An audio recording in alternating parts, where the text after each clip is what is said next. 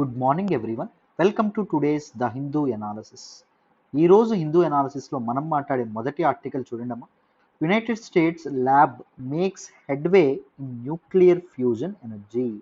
Very very important article regarding GS paper 3 నాన్న. Science and టెక్నాలజీలో మనం మాట్లాడుకోవడం అనేది జరుగుతుంది. ఈ ఆర్టికల్ని నేను ద హిందూలోని ఢిల్లీ ఎడిషన్లో పేజ్ నెంబర్ 10 నుంచి సెలెక్ట్ చేసుకోవడం అనేది జరిగింది. జాగ్రత్తగా వింటే క్లియర్గా ఈ ఆర్టికల్ని నేను ఎక్స్ప్లెయిన్ చేసే ప్రయత్నం చేస్తాను. So before understanding it, so మనం తప్పకుండా తెలుసుకోవాల్సినటువంటి ఇంపార్టెంట్ కాన్సెప్ట్ ఏంటి అంటే this nuclear fusion. Nuclear fusion అంటే ఏంటో తెలుసుకోవాలి, న్యూక్లియర్ ఫిజన్ అంటే ఏంటో తెలుసుకోవాలి. తర్వాత ఈ ఆర్టికల్లో ఏం డిస్కస్ చేశారో తెలుసుకుందాం. Before going through this particular article in great detail, let us once talk about our UPSC Infinity course. So look at this slide, Nana. The flagship course offered at our institute is UPSC Infinity. The beauty of this course is it comes with lifetime validity. Lifetime validity తో మీ course అనేది రావడం అనేది జరుగుతుంది. Life time validity అని చెప్పామంటే life time validity, మీకు ఉద్యోగం వచ్చేంత వరకు మీ క్లాసెస్కి యాక్సెస్ అనేది ఉంటుంది. అండ్ ఎన్సిఆర్టీ ఫౌండేషన్ మొత్తం అన్ని ఎన్సిఆర్టీస్ ఇన్ డెప్త్ ఇన్ డీటెయిల్ మీకు కవర్ చేయడం అనేది జరుగుతుంది. ఒక స్ట్రాంగ్ బేసిక్స్, ఒక స్ట్రాంగ్ ఫౌండేషన్స్తో మీరు ముందుకు వెళ్తారు. ఎన్సిఆర్టీ ఫౌండేషన్ కోర్స్ కూడా దీనిలో ఇంక్లూడ్ అయి రావడం అనేది జరుగుతుంది. అండ్ చాలా మంది యూపీఎస్సీ ప్రిపేర్ అయ్యే వాళ్ళు కరెంట్ అఫైర్స్ ప్రిపేర్ అవ్వడానికి చాలా ఇబ్బంది పడతారు. Comprehensive coverage of current affairs డీటెయిల్డ్గా ఇన్ డెప్త్ చెప్పడం అనేది జరుగుతుంది. కరెంట్ అఫైర్స్ మీదకు పట్టు వస్తుంది. You will master current affairs, that is for sure. And చాలా మంది యూపీఎస్సీ ప్రిపేర్ అయ్యే వాళ్ళు ఏపీపీఎస్సీ, టీఎస్పీఎస్సీ, ఐబీపీఎస్, ఎస్ఎస్సీ ఇలాంటి కాంపిటేటివ్ ఎగ్జామ్స్ కూడా రాస్తారు. సో యూపీఎస్సీ ప్రిపేర్ అయ్యే వాళ్ళకి ఈ ఎక్స్ట్రా సిలబస్ కూడా without taking a single penny, రూపాయి కూడా ఎక్స్ట్రా తీసుకోకుండా కవర్ చేయడం అనేది జరుగుతుంది. సో గ్రూప్ 1, గ్రూప్ 2 అన్ని కవర్ చేయడం అనేది జరుగుతుంది. ఎస్ఎస్సి, సిజిఎల్, సిహెచ్ఎస్ఎల్, ఐబీపీసీ ఇవన్నీ కలిపి మీకు కవర్ రావడం అనేది జరుగుతుంది. They are bundled with UPSC infinity. And daily mains answer writing practice అనేది మీకు ఉండడం అనేది జరుగుతుంది. ఎవ్రీడే మీకు క్వశ్చన్ ఇస్తాము, మీరు ఆన్సర్ చేస్తారు, రెస్పెక్టివ్ ఫ్యాకల్టీ మెంబర్స్ కరెక్ట్ చేస్తారు. కన్స్ట్రక్టివ్ అండ్ ఇండివిజువల్ ఫీడ్బ్యాక్ ప్రతి ఒక్కరికి డీటెయిల్డ్గా ఇవ్వడం అనేది జరుగుతుంది. ఎక్కడ తప్పులు చేస్తున్నారు, ఎలా ఇంప్రూవ్ అవ్వచ్చు, ఎలా ఇంకా బెటర్గా రాయొచ్చు, ఇవన్నీ మీకు చెప్పడం అనేది జరుగుతుంది. So everyday mains answer writing practice ఉండడం వల్ల by the completion of your syllabus మీరు కంప్లీట్ చేసేటప్పటికి మీరు పట్టు గట్టిగా ఆన్సర్ రైటింగ్ లో ఒక మంచి స్ట్రాంగ్ అవ్వడం అనేది జరుగుతుంది. రైట్, దేశంలో మీరు ఎక్కడ కంపేర్ చేసుకున్నా, ఎక్కడ ఫీజులతో కంపేర్ చేసుకున్నా మన ఇన్స్టిట్యూట్ లో ఫీజులు చాలా తక్కువ, చాలా తక్కువ ఫీజులతో మీకు ఉండడం అనేది జరుగుతుంది. ఆ ఫీజు కూడా 5,000 రూపాయల చొప్పున నెలకి కట్టేటటువంటి అవకాశం ఉందాం. అర్థమైందా? జస్ట్ 50,000 ఫీజు 5,000 చొప్పున మీరు చక్కగా కట్టుకోవచ్చు. స్టూడెంట్ సెంటర్కి అప్రోచ్ ఉంటుంది. మీకు అర్థమయ్యేంత వరకు ఇన్ డెప్త్ ఇన్ డీటెయిల్ మన అమ్మ భాషలో, తెలుగు భాషలో చక్కగా మనం చెప్పుకోవడం అనేది జరుగుతుంది. అర్థమైందా? So make use of this opportunity. నన్ను నమ్మి జాయిన్ అవ్వండి. మీ నమ్మకం అయితే ఒమ్ము కాదు, మళ్ళీ చెప్తున్నాను. సో జాయిన్ అవ్వాలి అనుకుంటే ఇది number 7893899553 Pratyusha madam number. Madam నెంబర్కి మేడం నెంబర్కి ఫోన్ చేయండి. ఫోన్ చేసి చక్కగా జాయిన్ అయ్యే ప్రయత్నం చేయండి. రైట్, సో మరి ఫస్ట్ ఆర్టికల్ డీటెయిల్డ్గా డిస్కస్ చేద్దామా? జాగ్రత్తగా వినాలి. సో మొదట ఈ ఆర్టికల్ మీకు అర్థం కావాలంటే మీకు కొంత బ్యాక్గ్రౌండ్ అనేది తెలియాలి. సో ఇక్కడ 2 ఇంపార్టెంట్ వర్డ్స్కి మనం అర్థం చూద్దాం. చూడండి, మొదటిది ఏంటి అంటే ఫిజన్, రెండవది ఫ్యూజన్. ఫ్యూజన్ అంటే ఏంటి అంటే కలయిక, ఎప్పుడైనా గుర్తుపెట్టుకుంటూ అటాచ్ అనే అర్థం. ఫిజన్ అంటే ఏంటి అంటే విడిపోవడం అని చెప్పి అర్థం. సో ఫిజన్ ప్రాసెస్లో ఏం జరుగుతుంది, ఒక larger atom will split up into 2 smaller ones. 2 or not only 2 or more అయినా ఉండొచ్చు. అర్థమైందా? So this is what fission process అంటాం. సో ఇలా స్ప్లిట్ అయినప్పుడు ఎనర్జీ అనేది రిలీజ్ అవ్వడం అనేది జరుగుతుంది. ఆ ఎనర్జీని మనం హార్నెస్ చేసుకుంటే మనకి చాలా విధాలుగా ఉపయోగపడుతుంది. అర్థమైందా? సో న్యూక్లియర్ ఫ్యూజన్ చూడండి, ఫ్యూజన్ అంటే ఏంటి, 2 స్మాలర్ ఆటమ్స్ ఏవైతే ఉన్నాయో ఇవి కలిపి ఒక లార్జర్ ఆటమ్ని తయారు చేయడం. 2 ఆర్ మోర్ లైటర్ ఆటమ్స్ కలిపి ఒక లార్జర్ వన్ అనేది ఏర్పడడం. ఫ్యూజన్ అంటే కలయిక, ఫిజన్ అంటే విడిపోవడం. జాగ్రత్తగా గుర్తు పెట్టుకోవాలి. అర్థమైందా? So this article is talking about nuclear fusion. Nuclear fission నుంచి మనం చాలా చాలా ఇది చేయడం అనేది జరిగింది. సపోజ్ ఆటమ్ బాంబ్స్ కానీ లేకపోతే ఎలక్ట్రిసిటీకి కానీ ఈ ఫిజన్ రియాక్టర్స్ ద్వారా మనం న్యూక్లియర్ ఎన్రిచ్మెంట్ అనేది చేసి ఫిజన్ ప్రాసెస్ ద్వారా మనం ఎనర్జీని హార్నెస్ చేసుకున్నాం. బట్ న్యూక్లియర్ ఫ్యూజన్ నుంచి కూడా ఎనర్జీ అనేది హార్నెస్ చేసుకోవాలి, ఒక సస్టైనబుల్ వేలో ఎనర్జీ అనేది సంపాదించుకోవాలి. So because nuclear fusion is a very green route for producing energy అండి. సో పెద్ద హార్మ్ అనేది జరగదు ఎన్విరాన్మెంట్కి. అర్థమైందా? సో న్యూక్లియర్ ఫ్యూజన్ గురించి ఆర్టికల్ మాట్లాడుతుంది కాబట్టి ఒకసారి న్యూక్లియర్ ఫ్యూజన్ గురించి మాట్లాడదాం, వినండి. సో చూడండి అన్న, what do you mean by nuclear fusion? Nuclear fusion అంటే అర్థం ఏంటి? It is a reaction in which two light atomic nuclei are combined to form a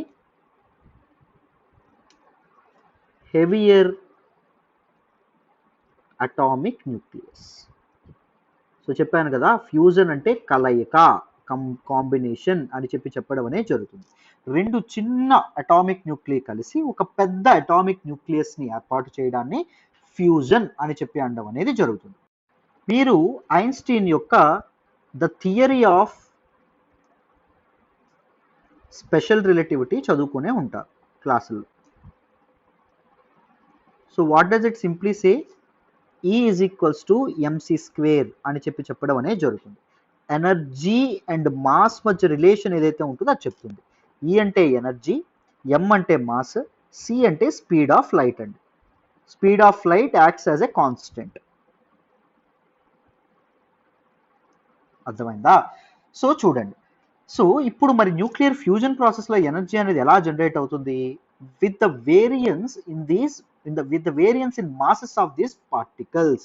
So the difference in mass between the reactants or products ki or products madhya mass అనేది different ఉంటే అప్పుడు అది ఏం జరుగుతుంది? it give rise to energy according to the theory of special relativity given by Einstein. అర్థమైందా? So scientist ఒకవేళ ఈ nuclear fusion process నుంచి ఎనర్జీని ఎలా హార్నెస్ చేయాలి, ఎనర్జీని ఎలా డిరైవ్ చేయాలి అని ఒకవేళ తెలుసుకుంటే that is important breakthrough అవ్వడం అనేది జరుగుతుంది. It could be an important method for energy production. Energy ప్రొడక్షన్కి మనకు ఒక ఇంపార్టెంట్ అండ్ గ్రీన్ మెథడ్ అనేది ఏర్పడడం అనేది జరుగుతుంది. అర్థమైందా? Because nuclear fusion is a clean process of energy generation and it is also a green process of energy generation. Environment కి ఎటువంటి ఆటంకం కలగకుండా ఎనర్జీ అనేది మనం ప్రొడ్యూస్ చేయగలుగుతాం. ఎందుకు it is called a green method to produce energy అని మనం చెప్పడం అనేది జరిగింది? Because the reactors in which the fusion takes place, fusion reactors అంటాం. అర్థమైందా? The are carbon neutral.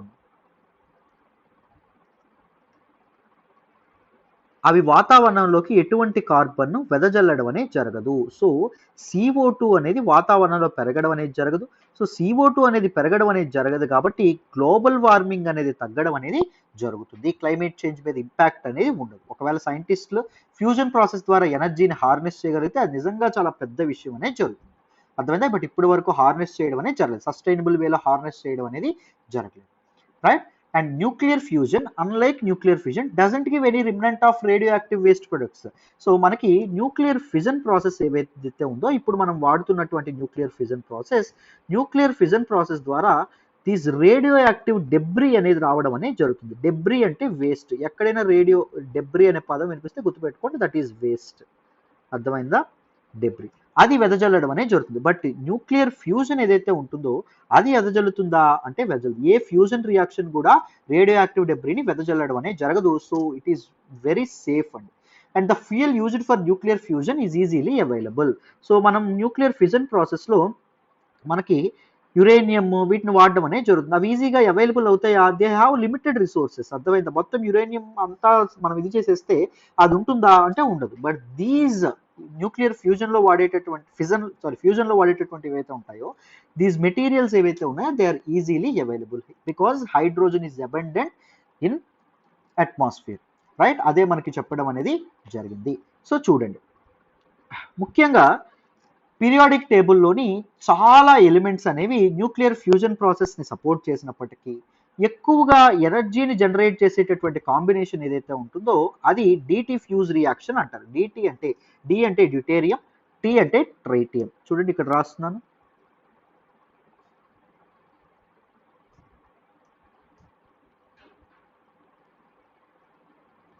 అర్థమైందా? ఈ రెండింటి కాంబినేషన్ ద్వారా వచ్చేటటువంటిది ఏదైతే ఉంటుందో అది ఎనర్జీని విపరీతంగా ఇవ్వడం అనేది జరుగుతుంది. సో ఫుల్ ఎనర్జీ అనేది వస్తుంది. అన్ని of course most of the elements in periodic table nuclear fusion ప్రాసెస్ని సపోర్ట్ చేసినప్పటికీ ఈ రెండింటి తాలూకు ఫ్యూజన్ ప్రాసెస్ అనేవి బెటర్గా ఉండడం అనేది జరుగుతుంది. Because DT fusion reaction releases much more energy than most fusion reactions and they occur at lower temperatures than other elements.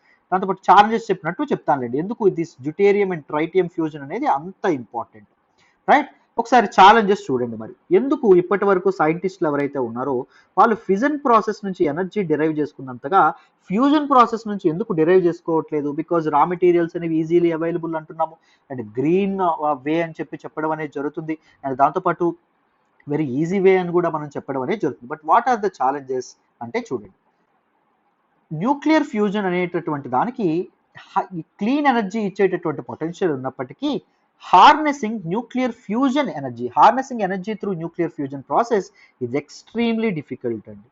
అది చాలా చాలా చాలా కష్టం. ఎందుకంటే for many reasons, I'm going to say what are those reasons. చాలా చాలా difficult అండి, అర్థమైందా? సో ముఖ్యంగా temperatures of 150 million degree Celsius అనేది అవసరం. ఆ రియాక్టర్ అనేది అంత ఎక్కువ హీట్లో ఆపరేట్ అవ్వడం అనేది జరగాలి, అర్థమైందా? సో ఫ్యూజన్ ప్రాసెస్ ఇనిషియేట్ అయినప్పటికీ ఈ వేడిని తట్టుకునేటటువంటి మెటీరియల్స్ లేవు. So there will be material constraints. ఈ టెంపరేచర్ని తట్టుకునేటటువంటి మెటీరియల్స్ మనకి ఇప్పుడు దొరకట్లా. So since there are material constraints, nuclear fusion నుంచి మనం ఎనర్జీని హార్నెస్ చేయలేకపోతున్నాము. అండ్ దాంతోపాటు సచ్ హై టెంపరేచర్స్ని కూల్ చేయడానికి there are no cooling system అండి. కూలింగ్ సిస్టమ్ క్యాపబిలిటీస్ కూడా మనకు ఉన్నాయా అంటే లేవని చెప్తున్నారు. కూలింగ్ సిస్టమ్ క్యాపబిలిటీస్ కూడా మనకి లేవండి. సో దిస్ ఫ్యూజన్ రియాక్షన్ ఏదైతే ఉంటుందో ఇది లార్జ్ ఎనర్జీ అవుట్పుట్ అనేది ఇచ్చినప్పటికీ ఎనర్జీ ఇన్పుట్ కూడా ఎక్కువగా ఇవ్వాల్సి ఉండడం అనేది జరుగుతుంది. ఎనర్జీ ఇన్పుట్ కూడా ఇస్తాం. సో ఇన్పుట్ మనం ఎప్పుడైతే ఈ ఫ్యూజన్ రియాక్షన్కి ఇవ్వడం అనేది జరుగుతుందో సో అప్పుడు లార్జ్ ఎనర్జీ అవుట్పుట్ కూడా వస్తుంది. మరి ఇన్పుట్ ఇవ్వడానికి ఆ ఎనర్జీ కన్స్ట్రైంట్స్ కూడా ఉన్నాయి, అండ్ దాంతోపాటు ఇన్పుట్ ఏదైతే మనం ఎనర్జీ ఇస్తున్నామో అంత అవుట్పుట్ అనేది రావట్లేదంట.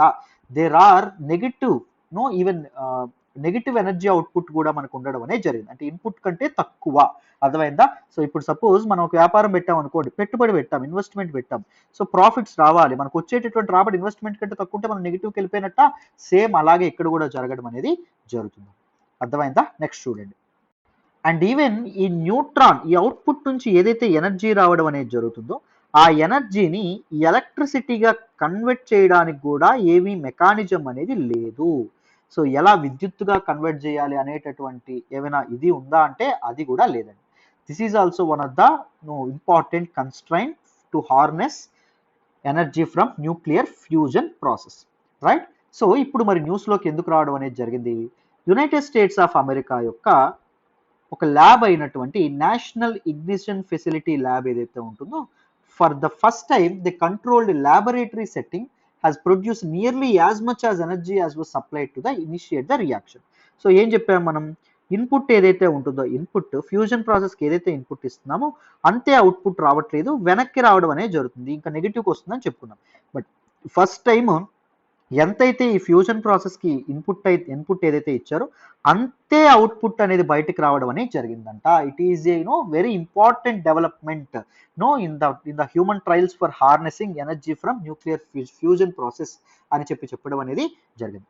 సో ప్రీవియస్ అటెంప్ట్స్ అన్ని ఫెయిల్ అయినప్పటికీ this time the lab was able to ignite a self sustainable chain reaction. So ఒక సెల్ఫ్ సస్టైన్డ్ చైన్ రియాక్షన్ అనేది ఏర్పాటు అవ్వడానికి జరిగిందంట. చూడండి సెల్ఫ్ సస్టైనర్ ఎందుకు అంటారో చెప్తాను. ఇప్పుడు సపోజ్ ముందు ఏం జరిగేదని చెప్పాము, ఎంత ఇన్పుట్ ఎనర్జీ ఇచ్చామో అంత అవుట్పుట్ ఎనర్జీ అనేది వచ్చిందా? రాలేదు. ఇన్పుట్ ఎనర్జీ ఏదైతే ఇచ్చామో అవుట్పుట్ ఎనర్జీ తక్కువ ఉండడం వల్ల మళ్ళీ ఈ అవుట్పుట్ దాని నుంచి మళ్ళీ చైన్ రియాక్షన్ అనేది ఏర్పడడానికి, ఫ్యూజన్ అంటే ఏంటి? రెండు కలవడం చెప్పాం. సో ఎలిమెంట్స్ ఏవైతే ఉంటాయో అవి మళ్ళీ కలిస్తే మళ్ళీ ఎనర్జీ పుడుతుంది కదా, చైన్ రియాక్షన్ అనేది ఫామ్ అవుతుంది. మళ్ళీ కలిసినటువంటి దాన్ని మళ్ళీ ఏవైతే ప్రొడక్ట్స్ ఏర్పడతాయో మళ్ళీ అవి కలిస్తే మళ్ళీ ఎనర్జీ అనేది ఏర్పడుతుంది కదా. సో ఈ మళ్ళీ కలవడానికి మళ్ళీ ఎక్స్ట్రా ఇన్పుట్ ఎనర్జీ ఇవ్వాల్సి వచ్చింది. సపోజ్ చూడండి ఒక ఎగ్జాంపుల్ కింద చెప్తాను. 100 వాట్స్ అనేది ఫ్యూజన్ రియాక్షన్కి ఎనర్జీ అవసరం అనుకోండి. అవుట్పుట్ మాత్రం 80 వాట్సే రావడం అనేది జరిగింది అనుకోండి. To ignite the chain reaction ఇంకొక ఎంత, సో ఇక్కడ 100 వాట్స్ అవసరమైంది, సో ఇంకొక ప్లస్ 20 వాట్స్ మనం ఏం చేయాల్సి రావాలి, ఎక్స్ట్రాగా యాడ్ చేయాలి. అర్థమైందా? సో మళ్ళీ 100 వాట్స్తో మళ్ళీ చైన్ రియాక్షన్ ఏర్పడుతుంది. ఆ చైన్ రియాక్షన్తో వచ్చినటువంటి ఎనర్జీ 70 80 మళ్ళీ ఉందనుకోండి, మళ్ళీ ఒక 20 to 30 వాట్స్ అనేవి మళ్ళీ యాడ్ చేయాలి. సో కంటిన్యూస్గా ఇన్పుట్ ఇచ్చుకోవడమే అయిపోతుంది. ఇప్పుడు మనకి సెల్ఫ్ సస్టైన్డ్ చైన్ రియాక్షన్ అనేది ఏర్పడింది. సో ఇన్పుట్ 100 వాట్స్, ఇక్కడ అవుట్పుట్ కూడా 100 వాట్సే వచ్చింది. మళ్ళీ చైన్ రియాక్షన్ కావాల్సినటువంటి ఎనర్జీ ఉంది. మళ్ళీ ఏం జరుగుతుంది, మళ్ళీ దీస్ న్యూక్లియర్ ఏవైతే ఉంటాయో అవి కలిసి మళ్ళీ ఇంకొక న్యూక్లియస్ గా ఏర్పడడం అనేది జరుగుతుంది. This process will continue. అర్థమైందా? ఎనర్జీ అనేది సస్టైనబుల్ గా జరుగుతుంది అని చెప్పడం అనేది జరిగిందండి. సో రీసెంట్ గా దీనికి సంబంధించినటువంటి ఎక్స్పెరిమెంట్ కూడా మనకి చేయడం అనేది జరిగింది. అర్థమైందా? The experiment involved in inertial fusion system అండి. ఇలాంటి టెర్మినాలజీ చాలా చాలా important. What they used, inertial fusion system. Inertial fusion system అంటే ఇట్ ఈస్ లేజర్ డ్రివెన్, అంటే లేజర్ని ఉపయోగించడం అనేది జరిగింది జనరేట్ ఎక్స్రేస్ అమ్మ. Fusion system. సో దీనికోసం వీళ్ళు వాడినటువంటి ఆ రియాక్టర్ ఏదైతే ఉంటుందో, the name of reactor cylindrical thumbnail reactor named hohlraum అనేటటువంటి రియాక్టర్ వాడడం అనేది జరిగింది.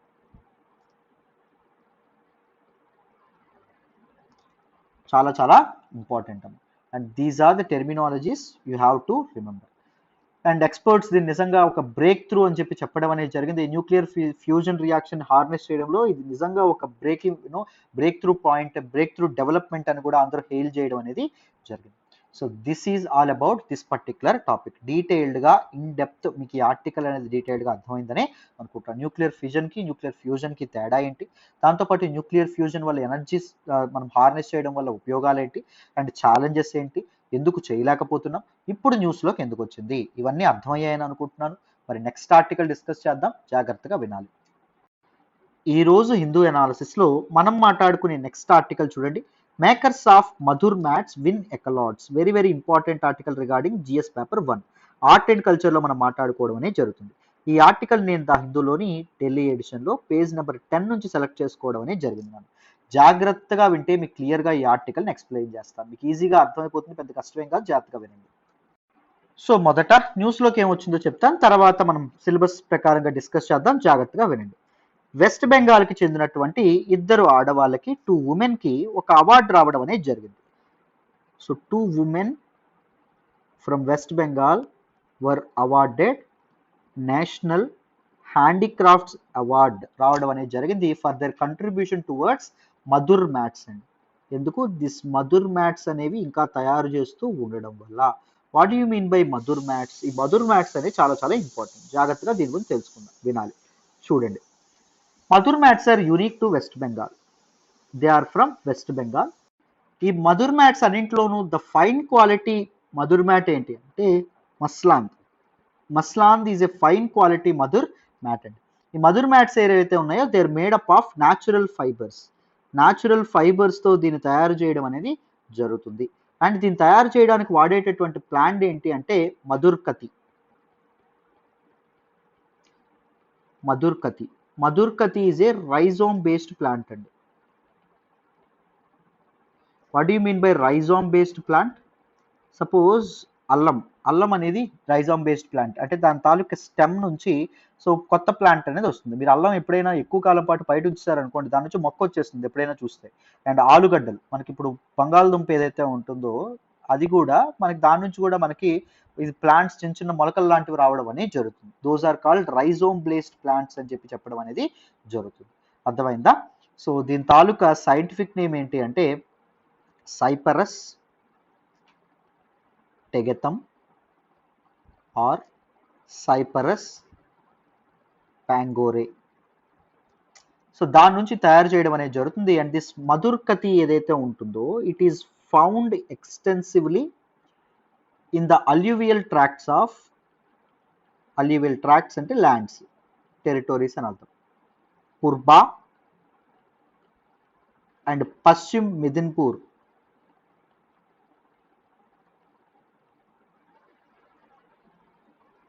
డిస్ట్రిక్ట్స్ ఆఫ్ వెస్ట్ బెంగాల్ అండి. వెస్ట్ బెంగాల్లో ఉన్నటువంటి ఈ 2 డిస్ట్రిక్ట్స్లో ఇవి అబండెంట్గా ఉండడం అనేది జరుగుతుంది.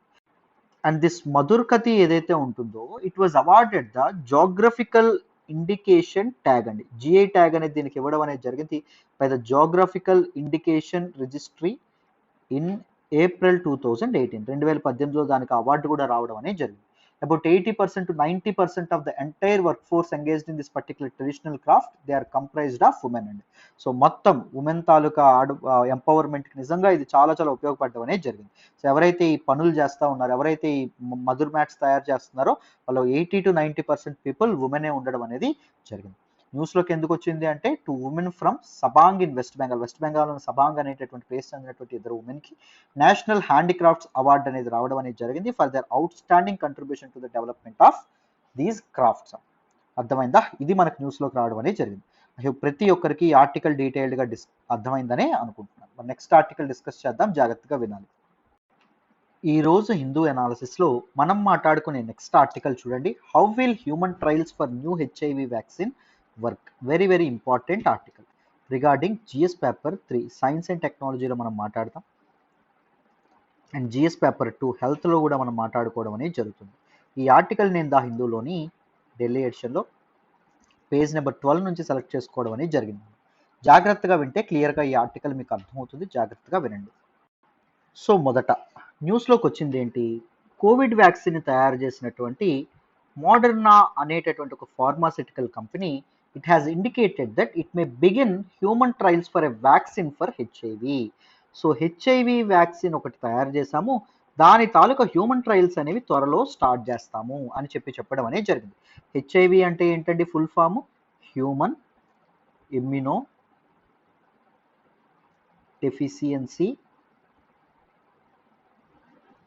Virus. This is HIV, right? So వాళ్ళు ఏం చెప్పారు అంటే కోవిడ్-19 ఏదైతే ఉంటుందో కోవిడ్-19 వ్యాక్సిన్ తయారు చేయడానికి మేము ఏదైతే ఫాలో అయ్యామో, మోడర్నా తయారు చేసినటువంటి కోవిడ్-19 వ్యాక్సిన్ ఎలా తయారు చేసింది? ఎంఆర్ఎన్ఏ టెక్నాలజీతో తయారు చేసింది. మెసెంజర్ ఆర్ఎన్ఏ టెక్నాలజీతో తయారు చేయడం అనేది జరిగింది. మనం హిందూ అనాలిసిస్లో చాలా సార్లు మాట్లాడడం అనేది కూడా జరిగింది. సో సేమ్ అదే ఎంఆర్ఎన్ఏ టెక్నాలజీతోనే ఈ హెచ్ఐవి వ్యాక్సిన్ కూడా తయారు చేస్తున్నాం. We're not using the conventional vaccine mechanism అండి. కన్వెన్షనల్ వ్యాక్సిన్ మ్యానుఫ్యాక్చరింగ్ మేము వాడట్లేదు, but new technology called mRNA technology అనేది మేము వాడబోతున్నాము అని చెప్పడం అనేది జరిగింది. So present HIV AIDS treatment అనేది ఎలా జరుగుతుంది? హెచ్ఐవి ఎయిడ్స్ ట్రీట్మెంట్కి ప్రజెంట్ వాడుతున్నటువంటి మెకానిజం ఏంటి అంటే anti retroviral therapy.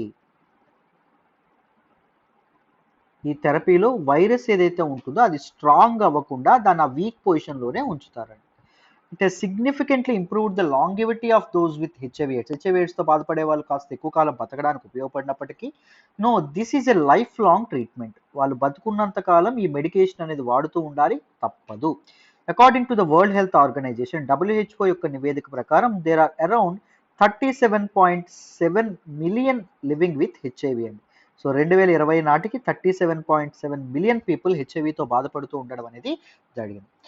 Traditional vaccine approaches ఏవైతే ఉన్నాయో, ట్రెడిషనల్గా మామూలుగా కన్వెన్షనల్ టీకా ట్రెడిషనల్ వ్యాక్సిన్ మెకానిజమ్స్ అప్రోచెస్ అనేవి చాలా ట్రై చేశారు హెచ్ఐవి వ్యాక్సిన్ కనుక్కోవడానికి, కానీ ఏ వ్యాక్సిన్ పనిచేయలేదు. కొన్ని వ్యాక్సిన్స్ అయితే వ్యాధిని ఇంకాస్త ముదిరేటట్టు చేయడం అనేది జరిగింది. They worsen the condition of HIV people. The science community, the medical community are always in quest for developing and HIV vaccine. ఎలా అయినా ఒక హెచ్ఐవి వ్యాక్సిన్ తయారు చేయాలి అని చెప్పి వాళ్ళు అనుకుంటూ ఉండడం అనేది జరిగింది. It is considered as among holy grails of scientific research. Scientific రీసెర్చ్లో ఒక ఇంపార్టెంట్ ఇష్యూగా పరిగణించడం అనేది జరుగుతుంది. సో ఇప్పుడు మోడర్నా వాళ్ళు త్రూ ఎంఆర్ఎన్ఏ టెక్నాలజీ ప్రకారం, మెసెంజర్ ఆర్ఎన్ఏ టెక్నాలజీ ప్రకారం సో ఈ హెచ్ఐవి వ్యాక్సిన్ ఏదైతే ఉంటుందో దీన్ని తయారు చేద్దామని చెప్పి అనుకోవడం అనేది జరుగుతుంది. సో ఎంఆర్ఎన్ఏ అంటే ఏంటో చూడండి, ఇక్కడ మరొకసారి ఎక్స్ప్లెయిన్ చేస్తాను, మీకు ఈజీగా అర్థమవుతుంది. మెసెంజర్ ఆర్ఎన్ఏ అంటే ఏంటి? రైబో న్యూక్లిక్ యాసిడ్ అని చెప్పి అర్థమైందా? It plays a vital role in human biology అండి. ముఖ్యంగా సెల్ సింథసిస్కి ఇది చాలా ఉపయోగపడడం అనేది జరుగుతుంది ఎంఆర్ఎన్ఏ. అర్థమైందా? ముఖ్యంగా ప్రోటీన్ సింథసిస్ ఏదైతే ఉంటుందో దానికి చాలా ఉపయోగపడడం అనేది జరుగుతుంది. ఎలా ఉపయోగపడుతుంది చూడండి. మన సెల్స్లో ఉన్నటువంటి డిఎన్ఏ మనకి సెల్ ఏదైతే ఉంటుందో, సెల్ ఎలా ఉందనుకోండి, సపోజ్ సెల్ లోపల మనకి న్యూక్లియస్ ఉంటుంది. న్యూక్లియస్ లోపల మనకి double helical structure, that is DNA ఉంటుంది. దిస్ డిఎన్ఏ ఏదైతే ఉంటుందో, డిఎన్ఏ నుంచి జెనెటిక్ కోడ్ని సెల్ బయట ఉన్నటువంటి రైబోజోమ్స్ ఏవైతే ఉంటాయి వీటికి పట్టుకెళ్తుంది. ఇక్కడ రైబోజోమ్స్ ఉంటాయి. సో ఈ రైబోజోమ్స్ ఏమంటామంటే ప్రోటీన్ ఫ్యాక్టరీస్ అంటాం. ఏమంటాం? ప్రోటీన్ ఫ్యాక్టరీస్ అంటాం. ప్రోటీన్స్ని తయారు చేస్తాయి అన్నమాట. సో దిస్ పర్టికులర్ ఇక్కడ నుంచి లోపల న్యూక్లియస్ ఉన్నటువంటి డిఎన్ఏ నుంచి జెనెటిక్ మెటీరియల్ జెనెటిక్ కోడ్ ఏదైతే ఉంటుందో దాన్ని ఎలాంటి జెనెటిక్ కోడ్ ప్రకారం ఏ విధంగా ప్రోటీన్ని తయారు చేయాలి అనేటటువంటి ఇన్ఫర్మేషన్ని ఒక మెసెంజర్ ఆర్ఎన్ఏ పట్టుకెళ్తుంది. అందుకే దాన్ని మెసెంజర్ అనేటటువంటి పేరుతో చెప్పడం అనేది జరిగింది. సో ఈ మెసెంజర్ దేన్నండి తీసుకెళ్తుంది? The genetic code from DNA to రైబోజోమ్స్కి తీసుకెళ్లడం అనేది జరుగుతుంది. అర్థమైందా? Unlike the traditional pharmaceutical approach, which use the small molecules of the traditional biologists, which use recombinant proteins and monoclonal antibodies for treatment, mRNA medicines are set of instructions. చెప్పానా? mRNA vaccines, ఇప్పుడు mRNA ఎలా పనిచేస్తుందో చూసుకున్నాం. మరి mRNA vaccine ఎలా పనిచేస్తుంది అంటే వీళ్ళు ఏం చేస్తారు అంటే ఒక వ్యాక్సిన్లో they impose a set of instructions అండి. కొన్ని సెట్ ఆఫ్ ఇన్స్ట్రక్షన్స్ పంపించడం అనేది జరుగుతుంది. They will program a particular material and they insert in that particular material into our body. అర్థమైందా? ఇప్పుడు COVID-19 ఎలా ఎదుర్కోవాలి అనేటటువంటి విధంగా ప్రోగ్రామ్ చేస్తారు. దీని ఏదైతే ఉందో ఇప్పుడు కన్వెన్షనల్ వ్యాక్సిన్స్లో ఏం వాడతారు? సో వీక్ అయిపోయినటువంటి లేకపోతే చనిపోయినటువంటి డెడ్ వైరస్ కానీ డెడ్ పారసైట్ ఏదైతే ఉంటుందో దాని బాడీలోకి పంపిస్తారు. బాడీలోకి పంపిస్తే మన ఇమ్యూనిటీ ఏదైతే ఉంటుందో అది ట్రిగ్గర్ అవ్వడం అనేది జరుగుతుంది. ట్రిగ్గర్ అయ్యి యాంటీబాడీస్ని రిలీజ్ చేస్తుంది. But these are set of instructions. ఈ ఇన్స్ట్రక్షన్స్, ఈ కోడ్ అనేది పంపించడం వల్ల యాంటీబాడీస్ని తెలియకుండానే సెల్స్ అనేవి రిలీజ్ చేయడం అనేది జరుగుతుంది. అర్థమైందా? And these instructions direct cells in the body to make proteins to prevent or fight disease. So డిసీజ్ని ఫైట్ చేయడానికి కావాల్సినటువంటి ప్రోటీన్స్ని తయారు చేయడానికి ఈ తాలూకు ఇన్స్ట్రక్షన్స్ అనేవి ఇవ్వడం అనేది జరుగుతుంది. So this particular mRNA HIV vaccine ఏదైతే ఉంటుందో it was designated formally as mRNA 1644 అని చెప్పి దీన్ని చెప్పడం అనేది జరిగింది. And it is to stimulate B cells of the immune system. Immune సిస్టంలో ఉండేటటువంటి బీ సెల్స్ని ఇది ట్రిగ్గర్ చేయడం అనేది జరుగుతుంది. What do you mean by B cells అండి? They are a clots of white blood cells. WBCs ఏవైతే ఉన్నాయో దే ఆర్ ఫైటర్ సెల్స్ అంటాం. వైట్ బ్లడ్ సెల్స్ పోరాడుతూ ఉండడం అనేది జరుగుతుంది ఫారిన్ పార్టికల్స్తో. వైట్ బ్లడ్ సెల్స్లో ఒక క్లాసే బీ సెల్స్ అని, which are refer to as broadly neutralizing antibodies. వీటిని యాంటీబాడీస్ అని కూడా అనడం అనేది జరుగుతుంది. దీస్ యాంటీబాడీస్ ఏవైతే ఉన్నాయో they will attach to the surface proteins of HIV. HIV parasite యొక్క సర్ఫేస్ ప్రోటీన్ని అటాచ్ అవ్వడం అనేది జరుగుతుంది. ఇవి ఈ తాలూకా యాంటీబాడీస్ ఏవైతే ఉన్నాయో ఇలా చుట్టూ అటాచ్ అయిపోవడం అనేది జరుగుతుంది. హెచ్ఐవి వైరస్ అనుకోండి, ఇలా అటాచ్ అయిపోతున్నాం, ఇలా అటాచ్ అవ్వడం అనేది జరుగుతుంది. And disable them from accessing key but hard to reach regions of the virus and deactivate them. తద్వారా ఈ వైరస్ అనేది కీ ఏరియాస్ ఏదైతే ఉంటుందో, సపోజ్ హార్ట్ కానీ లేకపోతే లంగ్స్ కానీ లేకపోతే డైజెస్టివ్ సిస్టమ్ కానీ ఇలాంటి కీ ఏరియాస్, కిడ్నీస్ కానీ ఇలాంటి ఫెయిల్ అవ్వకుండా వాటికి చేరకుండా దీన్ని డీయాక్టివేట్ చేస్తుంది. దాని స్ట్రెంత్ ఏదైతే ఉంటుందో తగ్గించడం అనేది జరుగుతుంది. అర్థమైందా? mRNA వ్యాక్సిన్స్ అనే ఒక గేమ్ చేంజింగ్ వ్యాక్సిన్స్ అని చెప్పడం అనేది జరుగుతుంది. యూజింగ్ దిస్ mRNA వ్యాక్సిన్స్ ఉపయోగించి సో వ్యాధితో ఫైట్ చేసే విధంగా ప్రోటీన్స్ని ప్రొడ్యూస్ చేయొచ్చు. It will direct protein production in such a way that they fight these parasites, right అని చెప్పి మనకు చెప్పడం అనేది జరిగింది. అండ్ హ్యూమన్ హెల్త్ని అండ్ దాంతోపాటు ప్రపంచవ్యాప్తంగా జీవితాలను ఇంపాక్ట్ చేయడంలో దీస్ mRNA వ్యాక్సిన్స్ అనేవి చాలా ఉపయోగపడతాయని చెప్పడం అనేది జరిగింది, right? So mRNA vaccines are very very important. కానీ mRNA వ్యాక్సిన్స్తో కూడా కొన్ని ఛాలెంజెస్ కూడా ఉండడం అనేది జరిగింది. వాట్ ఆర్ దోస్ ఛాలెంజెస్ అమ్మా? The first challenge is instability of the mRNA vaccine. కొన్నిసార్లు mRNA వ్యాక్సిన్ అనేది పని చేయకుండా మారడం అనేది జరుగుతుంది. The instability of the vaccine అనేటటువంటి ఒక కన్సర్న్. అండ్ దాంతోపాటు they should be stored in sensitive temperatures అండి. వెరీ కోల్డ్ టెంపరేచర్స్లో వీటిని స్టోర్ చేయడం అనేది జరగాలి. So that is the major concern. అర్థమైందా? So necessary cold chain infrastructure అనేది ఉంటే తప్ప వీటిని స్టోర్ చేయడం అనేది చాలా చాలా కష్టం. కానీ సో mRNA COVID-19 వ్యాక్సిన్స్ అనేవి సక్సెస్ అవ్వడం వల్ల హాస్పిటలైజేషన్ని అండ్ మార్టాలిటీని అంటే చావుల్ని సిగ్నిఫికెంట్గా తగ్గించడం వల్ల సో సైంటిస్టులకు నిజంగా ఇది చాలా హోప్ అనేది ఉండడం అనేది జరిగింది. మొత్తానికి హెచ్ఐవికి కూడా ఒక mRNA వ్యాక్సిన్ తీసుకురాగలము అని చెప్పి ఆశాభావం వాళ్ళు వ్యక్తం చేయడం అనేది జరుగుతుంది. So this is all about this particular article. In detail, in depth ఈ ఆర్టికల్ మీకు అర్థమైందనే అనుకుంటున్నాను. రైట్? సో పర్ఫెక్ట్ అమ్మ. So this is all about today's the Hindu analysis. Full Hindu analysis కావాలంటే, కంప్లీట్ ఆర్టికల్స్ కావాలంటే please contact this number 78939995. Pratyusha madam నెంబర్కి phone చేసి చక్కగా జాయిన్ అయ్యే ప్రయత్నం చేయండి. మీకు చాలా చాలా వాల్యూ ఎడిషన్ ఉంటుంది. నన్ను నమ్మి జాయిన్ అవ్వండి. మీ నమ్మకం అయితే అసలు బొమ్మ కాదు. మళ్ళీ మళ్ళీ చెప్తున్నాను. Right? This is all about it. మళ్ళీ రేపటి హిందూ అనాలిసిస్లో కలుద్దాం. బాయ్ నా.